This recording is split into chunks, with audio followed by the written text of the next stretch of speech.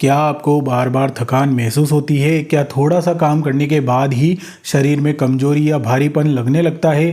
क्या आपके पेट के दाहिने ऊपरी हिस्से में कभी कभी दर्द या डिस्कम्फर्ट फील होता है? क्या आपका वजन बढ़ रहा है, पेट की चर्बी बढ़ती जा रही है या आपकी ब्लड शुगर, ट्राइग्लिसराइड या कोलेस्ट्रॉल बढ़े हुए हैं? अगर इनमें से कुछ भी चीज़ आपके साथ भी हो रही है तो इन्हें सिर्फ नॉर्मल कमजोरी या लाइफस्टाइल का असर समझकर इग्नोर मत कीजिए, क्योंकि कुछ लोगों में ये चेंजेस फैटी लीवर जैसी मेटाबॉलिक प्रॉब्लम के साथ जुड़े हो सकते हैं। लेकिन यहाँ एक इम्पोर्टेंट बात यह है कि फैटी लीवर कई बार बिना किसी साफ सिम्टम्स के भी मौजूद हो सकता है। तो आखिर लीवर में फैट जमा होने पर शरीर कौन कौन से संकेत दे सकता है? फैटी लीवर होता क्यों है? और अगर लीवर में फैट जमा हो चुका है तो इसका पता कैसे चलेगा? दोस्तों, आज की इस वीडियो में हम इन सभी सवालों को बिल्कुल आसान भाषा में समझेंगे। सबसे पहले समझते हैं कि फैटी लीवर आखिर होता क्या है। देखिए, हमारा लीवर शरीर का एक बहुत इंपॉर्टेंट ऑर्गन है। यह शरीर में न्यूट्रिएंट्स को प्रोसेस करने, मेटाबॉलिज्म से जुड़े कई काम करने और कई जरूरी सब्सटेंसेस को बनाने और संभालने में भूमिका निभाता है। लेकिन जब लीवर में ज़रूरत से ज़्यादा फैट जमा होने लगता है तो इसे फैटी लीवर या हेपेटिक स्टीटोसिस कहा जाता है। आज मेडिकल साइंस में मेटाबॉलिक रिस्क फैक्टर से जुड़ी फैटी लीवर डिजीज के लिए MASLD यानी metabolic dysfunction associated steatotic liver disease शब्द का इस्तेमाल किया जाता है। पहले इसे NAFLD यानी non alcoholic fatty liver disease कहा जाता था। लेकिन यहाँ एक बहुत बड़ा सवाल है, लीवर में आखिर फैट जमा क्यों होता है? इसका कोई एक ही कारण नहीं है। खासकर मेटाबॉलिक फैटी लीवर में ओवरवेट या obesity, insulin resistance, type 2 diabetes, blood में ट्राइग्लिसराइड का बढ़ना, कोलेस्ट्रॉल में एबनॉर्मलिटीज, हाई ब्लड प्रेशर और मेटाबॉलिक सिंड्रोम जैसे फैक्टर्स रिस्क को बढ़ा सकते हैं। फिजिकल एक्टिविटी कम होना और डाइट से जुड़े कई फैक्टर्स भी भूमिका निभा सकते हैं इसमें। और ध्यान रखिए, इसका मतलब यह बिल्कुल नहीं है कि अगर किसी व्यक्ति का वजन ज़्यादा है तो उसे फैटी लीवर जरूर होगा, या अगर किसी का वजन नॉर्मल है तो उसे फैटी लीवर हो ही नहीं सकता। रिस्क फैक्टर्स प्रोबेबिलिटी बढ़ाते हैं, लेकिन डायग्नोसिस सिर्फ शरीर देखकर नहीं किया जा सकता। अब आते हैं सबसे इम्पोर्टेंट हिस्से पर, फैटी लीवर के सिम्टम्स। देखिए, यहाँ शायद आपको थोड़ी सी हैरानी होगी कि फैटी लीवर की सबसे बड़ी प्रॉब्लम है ही शुरुआती स्टेज में। बहुत से लोगों को कोई खास सिम्टम्स महसूस ही नहीं होता, यानी कोई व्यक्ति बिल्कुल नॉर्मल महसूस कर सकता है और उसके लीवर में फैट मौजूद हो सकता है। यही वजह है कि केवल सिम्टम्स देखकर फैटी लीवर को पहचानना मुश्किल हो सकता है। लेकिन अगर सिम्टम्स दिखाई दे तो कुछ लोगों में थकान यानी कि फैटीग महसूस हो सकती है। अब यहाँ सावधानी जरूरी है। थकान का मतलब ये नहीं कि आपको फैटी लीवर है। थकान के बहुत सारे और भी कारण हो सकते हैं, जैसे कि नींद की कमी, एनीमिया, स्ट्रेस, दूसरी मेडिकल कंडीशंस या कई अन्य कारण। इसीलिए सिर्फ फैटिक को देखकर फैटी लीवर का डायग्नोसिस नहीं किया जा सकता। लेकिन अगर फैटिक के साथ मेटाबॉलिक रिस्क फैक्टर भी आपके यहाँ मौजूद है तो डॉक्टर से एवैल्यूएशन के बारे में बात करना उचित हो सकता है। दूसरा पॉसिबल सिम्टम्स है पेट के दाहिनी ऊपरी हिस्से में डिस्कम्फर्ट फील होना। देखिए, लीवर एब्डोमेन के इसी हिस्से में मौजूद होता है और कुछ लोगों में फैटी लीवर के साथ यहाँ डिस्कम्फर्ट महसूस हो सकता है। लेकिन यहाँ भी वही बात लागू होती है, हर right upper abdominal pain fatty liver की वजह से नहीं होता। गाल ब्लैडर, स्टोमेस, इंटेस्टाइन और दूसरी कंडीशंस भी इस एरिया में डिस्कम्फर्ट का कारण बन सकती है। इसलिए सिर्फ लोकेशन देखकर खुद से डायग्नोसिस करना सही नहीं है। अब एक और इम्पोर्टेंट बात समझ लीजिए, फैटी लीवर एक ही तरह की कंडीशन नहीं होती। कुछ लोगों में लीवर फैट जमा होता है लेकिन सिग्निफिकेंट इन्फ्लामेशन या डैमेज नहीं होता।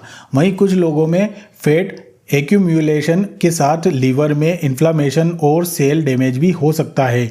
इस स्थिति को मैश यानी कि मेटाबॉलिक डिसफंक्शन एसोसिएटेड स्टीटोहेपेटाइटिस कहा जाता है। पुराने नाम में इसे नैश कहा जाता था। और अगर इन्फ्लामेशन और डैमेज लंबे टाइम तक बने रहे तो कुछ लोगों में लीवर फाइब्रोसिस यानी कि स्कार टिश्यू बनना शुरू हो सकता है। एडवांस फाइब्रोसिस आगे चलकर सिरोसिस तक पहुंच सकता है। लेकिन इसका मतलब यह बिल्कुल नहीं कि हर व्यक्ति जिसका फैटी लीवर है उसे सिरोसिस हो जाएगी। देखिए, डिजीज प्रोग्रेशन हर व्यक्ति में एक जैसी नहीं होती और फाइब्रोसिस का स्टेज ज़्यादा इम्पोर्टेंट होता है। अब क्वेश्चन आता है कि अगर सिम्टम्स से भरोसेमंद तरीके से पता नहीं चलता तो फैटी लीवर का पता कैसे लगाया जा सकता है? देखिए, इसके लिए डॉक्टर आपकी medical history, risk factors, physical examination और ज़रूरत के अनुसार टेस्ट का इस्तेमाल करते हैं। ब्लड टेस्ट में ALT और AST जैसे लीवर एंजाइम्स देखे जा सकते हैं, लेकिन एक बहुत इम्पोर्टेंट बात, अगर लीवर एंजाइम नॉर्मल है तो इसका मतलब ये ज़रूरी नहीं कि लीवर में फैट या डिजीज़ बिल्कुल नहीं है। इसी वजह से डॉक्टर ज़रूरत के हिसाब से इमेजिंग और दूसरे रिस्क असेसमेंट भी कर सकते हैं। इमेजिंग में अल्ट्रासाउंड कॉमनली इस्तेमाल किया जाता है और यह लीवर में फैट की मौजूदगी दिखाने में हेल्प कर सकता है। CT और MRI भी कुछ सिचुएशन में इस्तेमाल किए जा सकते हैं, लेकिन रूटीन इमेजिंग एक लिमिटेशन है। यह लीवर में फैट तो दिखा सकती है, लेकिन इन्फ्लामेशन और फाइब्रोसिस की पूरी सेवरिटी हमेशा नहीं बता सकती। यहीं पर फाइब्रोसिस असेसमेंट इंपॉर्टेंट हो जाता है। डॉक्टर ब्लड बेस्ड स्कोर्स जैसे FIB-4 का इस्तेमाल कर सकते हैं और ज़रूरत पड़ने पर इलेस्टोग्राफी जैसे टेस्ट कर सकते हैं, जिससे लीवर की स्टिफनेस को एसेस किया जाता है। इसका मकसद खास तौर पर यह समझना होता है कि एडवांस फाइब्रोसिस का रिस्क कितना है। अब एक बहुत कॉमन सवाल, क्या फैटी लीवर होने पर हमेशा कोई दर्द या कोई खास वार्निंग साइन आएगा या नहीं? और यही इस कंडीशन को ट्रिकी बनाता है।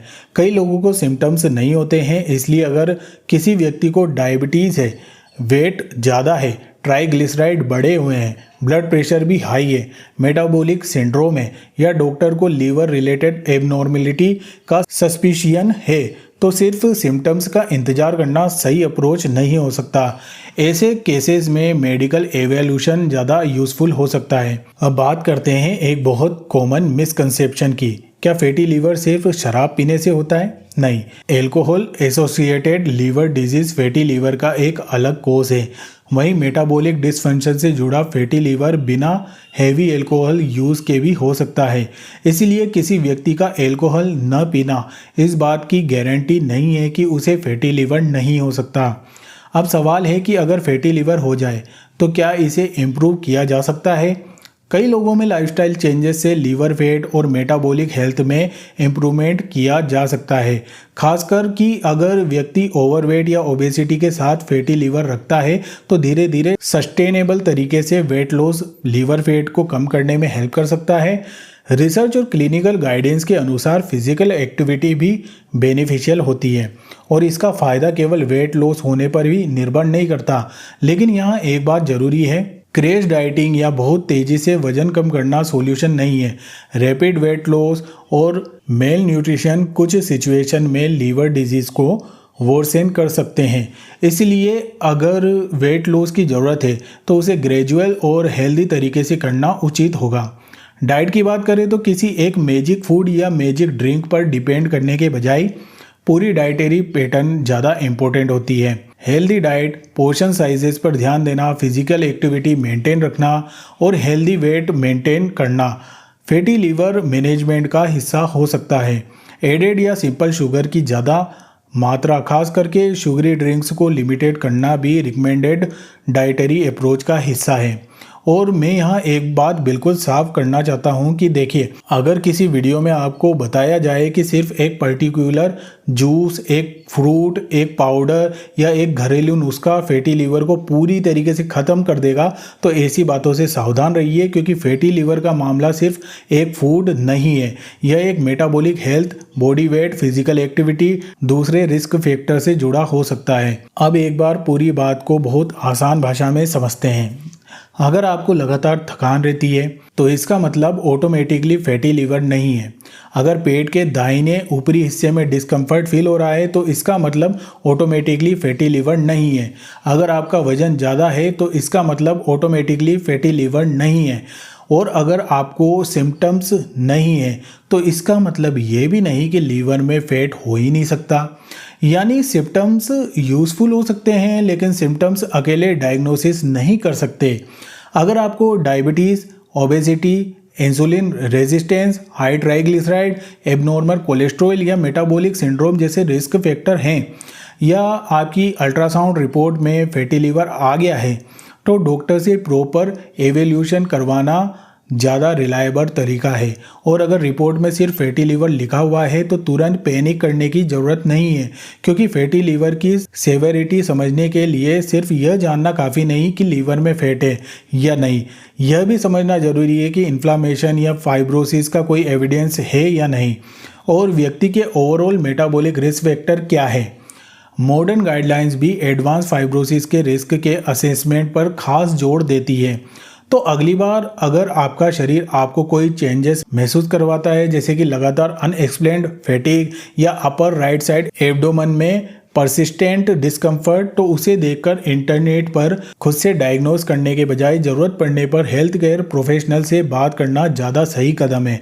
क्योंकि लीवर की एक खास बात है, यह काफ़ी टाइम तक बिना ज़्यादा आवाज़ किए प्रॉब्लम को सह सकता है, और यही कारण है कि फैटी लीवर को समझना जरूरी होता है। हो सकता है कोई बड़ा दर्द ना हो सकता है कोई ड्रामेटिक सिम्टम्स ना हो, लेकिन अगर रिस्क फैक्टर्स मौजूद है तो लीवर हेल्थ को इग्नोर करना भी कहीं से सही नहीं होगा। इसलिए सिम्टम्स को समझिए, रिस्क फैक्टर्स को समझिए, और ज़रूरत पड़ने पर सही समय पर टेस्ट और मेडिकल एवोल्यूशन करवाइए।